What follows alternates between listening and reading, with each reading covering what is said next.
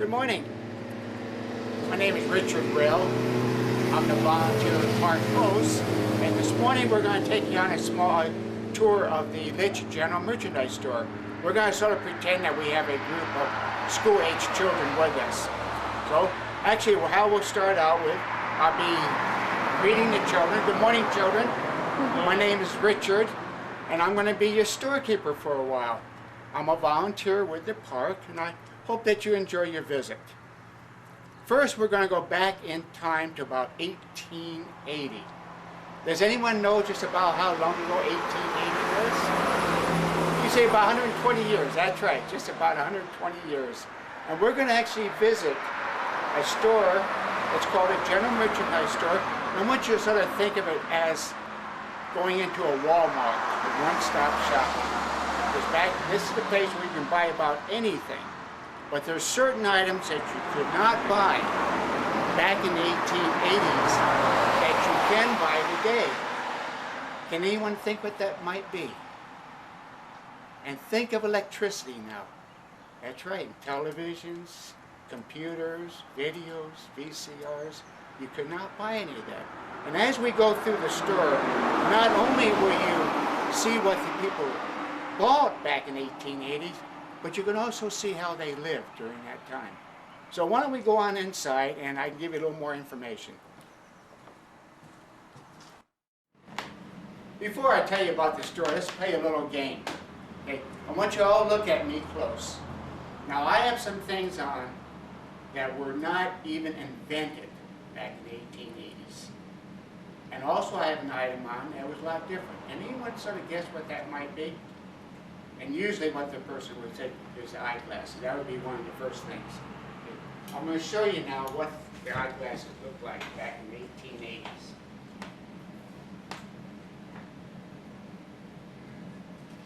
And usually I get a bunch of ahs, you know. Okay? And that's it. Does that look better? Usually they say yes. Okay? But what else do you think I have on? Then the students probably will usually say the ballpoint pen. And they're absolutely right. Back, the ballpoint pen was not even invented yet. In fact, the ballpoint pen was invented in 1938. Okay? So they did not have this. Very good. One other item I have on. Anyone can guess? The badge. This is plastic, and plastic was not invented yet. So very good. Now some might say my wristwatch. Well, wristwatches they did have back in the 1800s. However, this is battery operated, so they did not have this type of electronic watch. Okay, so very good. Now let me tell you a little bit about the store. The store actually was built back during the gold rush days, during the 1850s. And it started out only as a grocery store. And it wasn't until about 20 years later that Frank Litsch, who the store is named after, he purchased the store and he started adding general merchandise to it. But the family, the interesting thing about the Litsch family, they kept it open here for 90 years. That was a long time. They actually closed in 1960, the same year the state acquired the store. And from that, actually the state then turned, the State of California Parks Division turned it into a museum. Now I want you to look at this photograph up here on the wall. That's an 1880 original photograph of the store. Can you see me there on the right? Get a little laughter. And some of the kids will say, yes, we see you. And then the teachers know. But anyhow, look at the photograph, then look around, look up above. Everything is very similar to that photograph. So that's actually how the state, they actually took this from that photograph and recreated the 1880s. How many of you are familiar with Little House on the Prairie? Usually most of the class today, and most of the third grade classes, grades are familiar with Little House on the Prairie. You remember when Mary and Laura would go into the store, very like Mr. Olson's store. This is very similar to Mr. Olson's store. And they would be carrying a basket. Because back then, you had to actually bring your own basket in. They did not have shopping bags. They did not have shopping carts. So you had to bring your own. Now some would actually come in, if you had chickens at home, you could bring in eggs. The chickens that laid eggs, bring in the eggs and trade. Use eggs for money. Now you stay right about where you're at. I'm going behind the counter. Now I want to just tell you some of the things that are different shopping back in the 1880s than shopping today. First of all, how many of you help your parents with a shopping list? And most of the kids will raise their hands. They help. I said, today, now with that shopping list today, you go into a store and you go down the aisles, you first you get a shopping cart, you go down the aisles and you help yourself. Back then, you did not. You actually came into the store, you gave the shopping list to the storekeeper, and the storekeeper actually did all the shopping for you. So you didn't have to worry about it. You could go out and do something else. So let's, on the shopping list, let's say you had some cheese. Okay, right here is called a cheese safe. Okay? And that's not real cheese, that's fake cheese in there. And this right here is a cheese cutter. Now what we'll do, we'll take a piece of cheese out, we'll cut a piece of cheese like this, put it on a piece of paper, take it over and weigh it, and then tie it with string. Now you see all the string we have here? There used to be balls of string up there in those containers. And we'd actually tie it. Or sometimes you could use wax. Why didn't they use tape?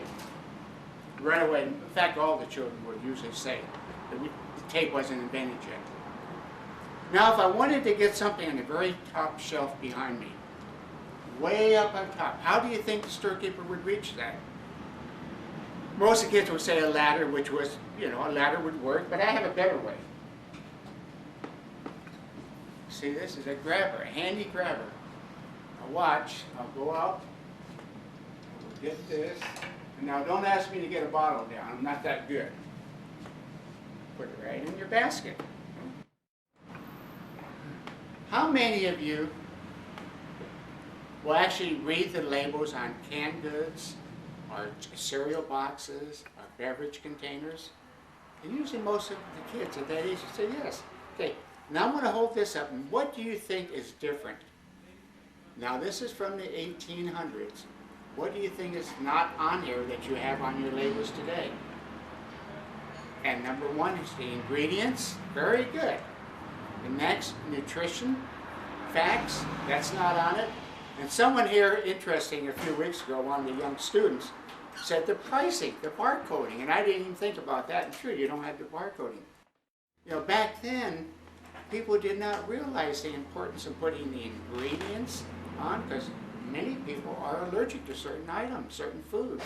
So if they could read that, they'll know they actually should not eat anything from here. And also with the nutritional information. So anyhow, that's one of the big differences today going to the store. Okay. I'm going to show you something, another different thing. Can anyone guess what this might be? That's root beer, that's right. This small container would make 5 gallons of root beer. You take this and 5 gallons of water, take some yeast, and that yeast would give it the bubbly effect. Okay? And you would have 5 gallons of root beer. Think of a gallon. How many buy milk by the gallon? And most of the kids would usually say they buy. Think of 5 of those. That makes 5 gallons. That'll probably last you a day or so, wouldn't it? Okay, we'll move down a little bit. I'm going to have you help grind some coffee now. Can someone hand me the scoop there? And usually what we do, here are some, I think most of you have seen coffee beans before, haven't you? Just a comment here, if we have a small group, maybe about 10 or 15, I will usually let them do the grinding. If it's a very large group, then actually I will just do a demonstration. So right now I'm just going to do a demonstration. Put a few beans in there and I'll get it back. And this is the way they ground coffee. Now there's no difference now, what I'm doing now and how they actually ground coffee over about 150 years ago. It's the same way. You can actually smell the coffee, you can hear it grinding. Good, I'll give you all a chance to grind it now, okay? And usually I will that may, depending on how many students we have, but usually about 5 minutes, and they'll step back out of the way and let the next person. Now this right here I'm going to show you. Anybody guess what this might be? And it's not cheese. Huh? That's right, it's soap. This is homemade soap. And soap was made out of tallow. Does anyone know what tallow is? Yeah, tallow actually is animal fat. They take tallow and lye. And lye, what happens when you get soap in your eyes? And usually they say it burns, and that's usually the lye. So actually that's homemade soap. We do have Arby's soap here, and that goes way back in the 1870s. We'll move down just a little bit. I want you to look up above. There's another difference. It's actually, what you're seeing here is the water pitchers and water basin. This tells you a little bit how the people lived. Because most people did not have indoor plumbing, meaning they did not have water that would come inside. They didn't have a kitchen sink or water there or a bathroom. So they had to go outside, either pump their water and put it in the water pitcher, and they would bring the basin in the water pitcher. Usually they would keep that in their bedroom on their dresser. Anybody ever seen that before? And some kids will say that they've seen it in their grandparents' house, not being used more just for decoration purposes. You see these crackers here? Huh? Most of the kids, when they line up here, they'll start asking about the crackers. Well, I'm going to tell you a little trivia. I have a trivia question here. You see if you can fool your parents tonight when you go home. That there are 13 holes on the top of the cracker there. And Nabisco, everybody familiar with Nabisco crackers? That's the square ones, the saltine ones. Well, Nabisco, over 100 years ago, they put 13 holes on the top of the cracker. Today, if you went home and you have Nabisco crackers, there's still 13. Anybody know why there's 13? Yes, sir. Do you know why there's 13? No, I do not. Huh? For cooling? How many stripes on American flag? And you know what? 13. That's right, for the 13 original colonies. They were very patriotic, so that's why. So that's just a little trivia question. We'll move down just a little bit. How many brought your credit cards? Did they have credit cards back then? And usually answered no. But could you charge? Now sometimes the children will say yes and some will say no. But actually, in fact, you could charge back then. If you were a trustworthy individual and honest and the storekeeper knew you, you could probably come in and buy now and pay later. And how they kept track of it, they have a ledger book here and your name. Usually, sometimes what I'll do is pick out one of the students and ask their first name. Say it's Joe. I say, well, okay, now Joe, you're a minor, okay? And you came into the store and you didn't have any money. You're going back to your mind, and you told the storekeeper that if you could buy something now, you'll find some gold and pay him later, okay? So the storekeeper would start a brand new page, Joe on the top, and you go through and everything you bought, he would list with the price on it, and it might come up to $20. So Joe left and he went back to his mine, and boy, he found some gold. So he came back in a couple of weeks, paid the storekeeper with gold. Okay, and he's all paid up. And Joe was right here and said, "Isn't that nice, Joe?" Joe says yes. Okay, how else could you pay for your bill? U.S. currency. That's right, coins, U.S. currency. Money, actually. And usually one person, you could trade. You could pay part of your bill with eggs. Because they did quite a bit of bartering. And you could actually trade back then depending on what the storekeeper needed at that time. You could probably eat with eggs, butter, vegetables, or fruit, whatever the storekeeper needed at that time. Okay. We'll move down just a little bit. See all the lamps and everything. As you know, they did not have electricity then, so they had all their lighting and everything had to be candlelight or lamps. Okay? And this is how you bought your oil. Here, this is called coal oil. Okay? Now this right here is a butter churn. First one here. This, I think you all know from Little House on the Prairie, and they usually will guess it's a butter churn. This right here is an apple core. It takes the center out of apples. This is a cherry pitter. It takes the pits out of cherries. This is a little meat grinder. And this is actually a little flour mill. It grinds flour. Okay, now if you like, you can go ahead and look around the back of the room, and I'll meet you on the other side in a couple minutes.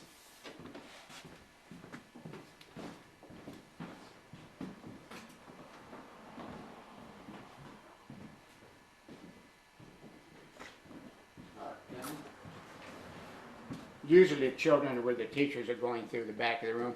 And I'll usually point out and have them look up above too, because you see all the stuff for horses and everything. And I will ask them too, did you find anything for automobiles? No, because we didn't have automobiles yet. And usually they'll have a few questions as they come up. Then I'll continue right here. And I'll hold up a couple of the objects back here a little bit different. Anybody know what this might be? Yes, sir. No, I don't. Huh? That's a mouse trap. Yeah, isn't that a fancy mouse trap? Actually, it's a mice trap. It's 5. This right here is a very important thing for the gold miners. It's a miner's candle. Isn't that nice? And anybody know how that might work? And usually they'll guess, you actually just hammer it into the side of the wall when you go into the cave. We'll move down just a little bit. Sort of on your own, look behind the counter and you can see all the stuff we have. Now sometimes the children come in with their scooters and they have actually like a scavenger hunt. They have a list of items that they have to find in the store. I know what's on that list. As I go through, sometimes I'll start pointing that out. And if they're paying attention, they'll be able to find it then. Like we have paint up there, that's on the particular list. The gold miner's candle was on the list. Here is a gold scale. Now, if we have time to go through the bakery later, we have a gold scale in the bakery, and those who do not know how to work a gold scale, I'll be able to demonstrate it to you in the bakery. But this is good. In fact, most businesses at that time, in fact, all businesses would have a gold scale, because we were still trading in gold back then. We'll move down just a little bit. Now, you can tell your parents when you go home, you're looking at one of the very first pair, this is a copy now, I'll clarify, of the Levi jeans.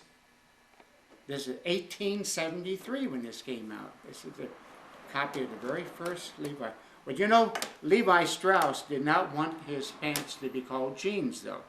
He called them waist-high overalls. And it wasn't until he died in the early part of 1900 then they started calling him jeans.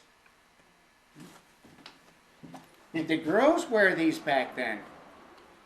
And usually they'll say no, they wore dresses. Okay?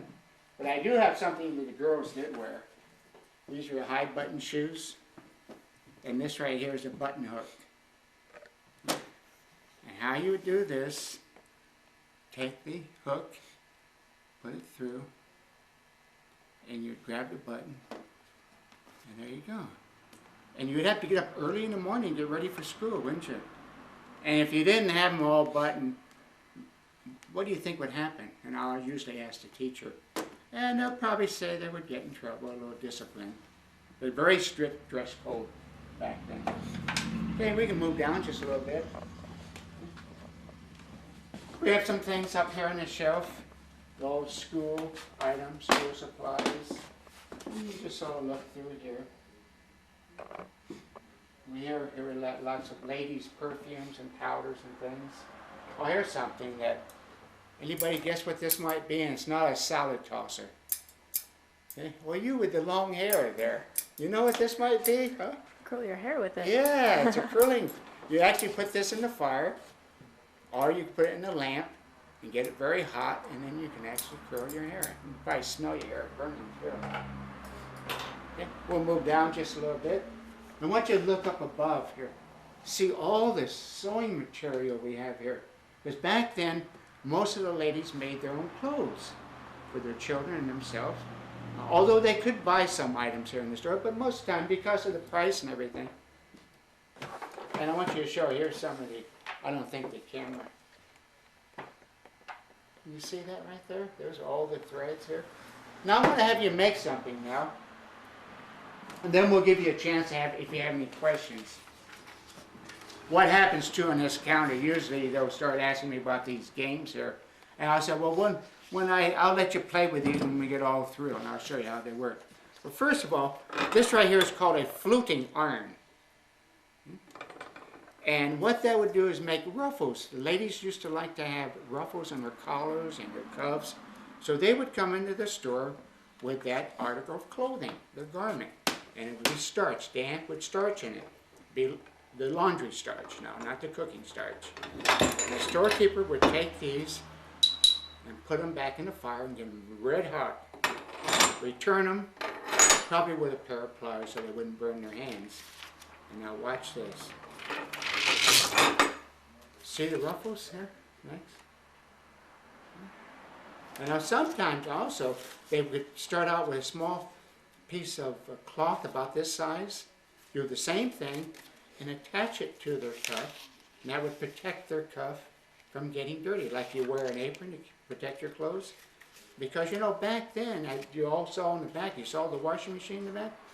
Quite a chore to wash clothes then, so anything to protect their clothes. Okay? And that was a lot easier to wash this too and start over again. Now, would you all like to make one? And I'll turn this around, I'll get you some paper. Would someone like to distribute this? Okay, good, thank you. And now, when you get through, you can go ahead and look through the rest of the store. There's a nice showcase up there too. You got a little baby doll, you got some toy trains, baby shoes. And also now on the toys, what you do here, you just press down here, you see that?